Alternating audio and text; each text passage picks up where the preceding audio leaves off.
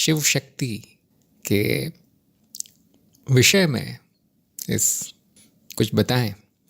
जब भी मैं अनुभव करता कहता हूँ उसका अर्थ शिव है। जब भी मैं माया या चित्त कहता हूँ उसका अर्थ शक्ति है। शिव शक्ति ये शब्द शैव दर्शन में प्रयोग किए जाते हैं और वेदांत में या अद्वैत में हम आत्मन और माया इन शब्दों का प्रयोग करते हैं। वैसे ही सांख्य में हम पुरुष और प्रकृति इन शब्दों का प्रयोग करते हैं। नाम अलग अलग हैं लेकिन उनका अर्थ एक ही है।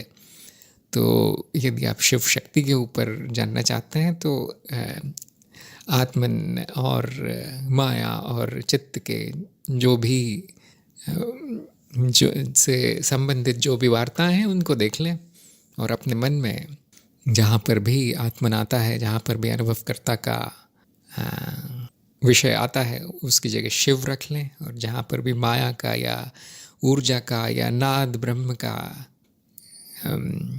विषय आता है आप उसकी जगह शक्ति को रख लें तो आपका काम हो जाएगा।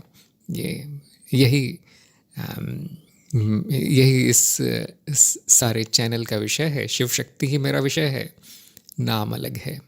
तो अंत में आप देखेंगे शिव और शक्ति एक ही है। यही ब्रह्म ज्ञान है। दो शिव और शक्ति में कोई भेद नहीं है, एकता है।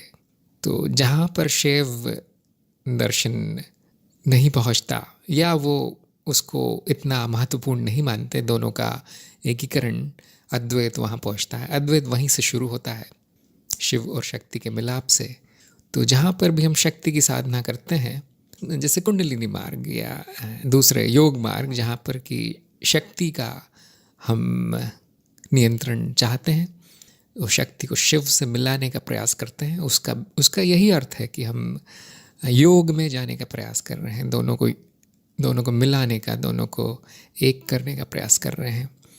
तो उस मार्ग में विभिन्न तरीके के शब्द प्रयोग में लाए जाते हैं और विभिन्न तरीके के प्रयोग होते हैं।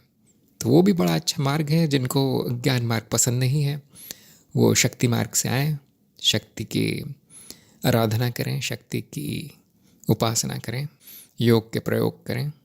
आप देखेंगे मूलभूत ज्ञान यही है जो मैंने बताया है। प्रयोग विभिन्न है।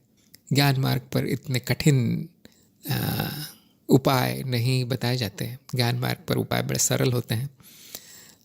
बाकी सब कुछ बुद्धि कर देती है। लेकिन शक्ति के मार्ग पर, कुंडलिनी के मार्ग पर या देवी मार्ग पर बड़ा श्रम लगता है, मेहनत का काम है और उसके लिए एक बड़ा निपुण गुरु लगता है। सिर्फ YouTube पे वीडियो बना देने से शायद ही कुछ मिलेगा आपको। ये जैसे क्रिया योग है, वो क्रिया योगी के मार्गदर्शन में ही करना चाहिए। उसके प्रभाव बड़े कठिन होते हैं, तेज होते हैं। तो मैंने आपको मूलभूत दे दिया है ज्ञान। उसके ऊपर यदि आपकी इच्छा है, ज्ञान मार्ग पर नहीं चलना चाहते, तो मेरा सुझाव यही रहेगा कि किसी क्रिया योगी, कुंडलिनी योगी के मार्गदर्शन में आप प्रयोग शुरू करें आपके अध्यात्म के।